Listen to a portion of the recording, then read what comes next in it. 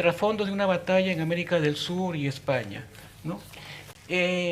Yo quería referirme, entonces, para más o menos centrar el tema de la revista, a que yo veo cuatro escenarios fundamentales que ocurren como consecuencia de la batalla de Ayacucho. Para los vencidos, para los españoles, es el fin del reinado hispánico en América del Sur, pierden su último reino, y es el inicio en España de una década absolutista bajo el control del rey Fernando VII, una década que realmente pues, confirma, en cierto sentido, la actitud que tuvieron los americanos de no confiar en este último monarca como para tolerar, ¿no?, sus procesos de independencia y quizás formar en un futuro una comunidad hispánica que habría sido la mejor solución al conflicto. Los siguientes tres escenarios están condicionados por lo que es fundamentalmente la participación del ejército colombiano en la independencia de Perú. Es la consolidación también del proyecto de la República de Colombia como un coloso republicano continental, mientras estuvo bajo la influencia de Simón Bolívar. El tercer hecho como consecuencia es la consumación de la independencia peruana, que se inició en julio de 1821 con la proclamación de la independencia que hace la expedición libertadora del general José de San Martín. Y finalmente es también el último escenario importante, el de la transición de la audiencia de Charcas a la República de Bolivia, que supuso su independencia en agosto de 1825, bajo el control de Bolívar y de Sucre, de España, pero también de Perú y también de las Provincias Unidas del Río de la Plata, que se disputaban su control. Así que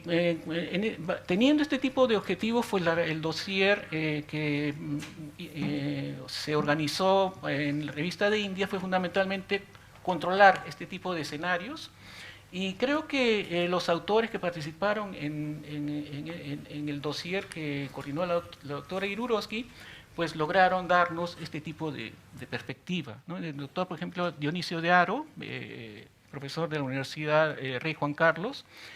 trata el tema de la Diputación Provincial de Puno, en los últimos momentos ya de su existencia, más o menos principios de 1824, y comprueba cómo esta institución liberal que promueve el virrey La Serna en lo que se llamaba el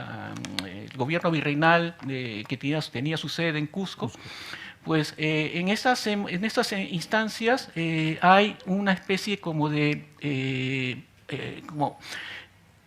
un conflicto entre el poder político liberal que se permite a las autoridades puneñas aplicar, pero el problema de la exacción económica, ¿no?, que sobre todo para el sostenimiento del ejército realista era fundamental. Entonces, este conflicto es lo que analiza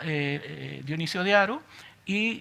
llega a la conclusión que realmente pues, es una institución liberal, pero prácticamente muy debilitada por este tipo de necesidad que tenía el régimen realista de privilegiar la seguridad interna del reino antes que cumplir con los mandatos del segundo momento de la Constitución de Cádiz en el sur andino. Tenemos también un artículo de María Luisa Sux, historiadora boliviana de la Universidad Mayor de San Andrés, en el que ella plantea que el nacimiento de Bolivia tiene mucho que ver con cómo se fueron estructurando las fuerzas de la guerra posterior a Ayacucho, es decir, cómo los bandos se van reagrupando, ya no tanto en el ámbito de los realistas, porque ellos salen de Perú, pero entre los que quedaron, muchos van a ir acompañando al ejército colombiano de Sucre en el planteamiento de una solución guerrera también para el caso de Charcas, tratando de eliminar al general Pedro Antonio de Olañeta, que se había como, digamos, convertido en una especie de baluarte del absolutismo, el último baluarte del absolutismo en esta región. Entonces se va juntando el ejército, en el ejército gran colombiano, parte de los residuos del ejército realista, pero también del propio ejército que se va desintegrando, el de Pedro Antonio de Olañeta, y también otras fuerzas como las guerrillas que surgen en Charcas, sobre todo en el ámbito en la región de Cochabamba, y finalmente también parte de un ejército, de unas contingentes de un general Urdininia, ¿no? Entonces hay una especie de unión que va a garantizar, según María Luisa Sux, la posibilidad de que, como tras Ayacucho, se forje la independencia de Bolivia, bueno, la antigua audiencia de Charcas. Daniel Gutiérrez Ardila, historiador colombiano de la Universidad del Externado de Colombia, él va a darnos una idea, por ejemplo, de cómo el ejército colombiano estuvo unido hasta Ayacucho, pero a partir de ese momento comienzan las fricciones dentro de este ejército,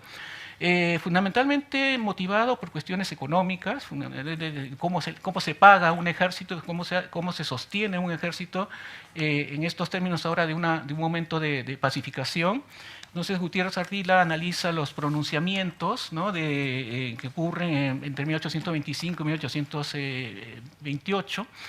tanto en Perú como en Bolivia, y él llega a la conclusión de que realmente pues, no son meros cuartelazos, no son meros, también hay detrás de todo este tipo de conflictos bélicos toda una serie de planteamientos, de proyectos republicanos distintos que tenían los líderes o quienes estaban detrás de este tipo de movilizaciones. Marcela Ternavasio, profesora de la Universidad de La Plata, en Argentina, es otra investigadora que ahora nos trae la idea de cómo la batalla de Ayacucho impacta, por ejemplo, en Buenos Aires, y ella utiliza el análisis del periódico El Largo de Buenos Aires, que creo que también justo ha hecho un análisis, ¿no?, de este periódico. Ella nos indica cómo este periódico, que pertenecía al grupo ilustrado de Bernardino Rivadavia, es al mismo tiempo evidencia en su contenido, en su contenido discursivo, cómo ya los rioplatenses daban por perdida Charcas desde hacía mucho tiempo. Incluso cuando tratan el tema de Charcas, lo ubican como noticias extranjeras. O sea, ya no lo consideran propio y se resignan, ¿no?, a que ese territorio se ha perdido. Y también tienen una especie de una fobia a Bolívar, porque consideran que Bolívar es capaz de, en su intento de someter ya al resto de territorios liberados de América del Sur, pues hacer hasta una alianza con el Imperio del Brasil, ¿no? Entonces los rioplatenses tienen mucho miedo al influjo de Bolívar. De hecho, en el periódico se llama La Sombra Bolivariana, ¿no?, a este expansionismo que tiene el ejército colombiano después de Ayacucho. Y finalmente el trabajo de la profesora Ascensión Martínez Riaza, que seguramente nos hablará acá un poco, pero creo que es cómo se formulan los planes de reconquista por parte de España en los primeros momentos, ¿no?, después de la batalla de Ayacucho, ¿no? Ella nos habla de un caso, el de los hermanos Juan Manuel y Francisco Viola y Mariano Torre y Vela, de reconquistar el Alto Perú en los momentos en que se está produciendo la derrota de Pedro Antonio de Olañeta, o sea que se está ya forjando la idea de la creación de Bolivia, ¿no? Y entonces ella nos habla aquí en un artículo muy extenso y muy interesante, pues, de este tipo de problemas, ¿no? Bueno, en fin, que yo puedo, creo, dejar para más adelante más conversación, pero es esto lo que quería decir. Muchas gracias.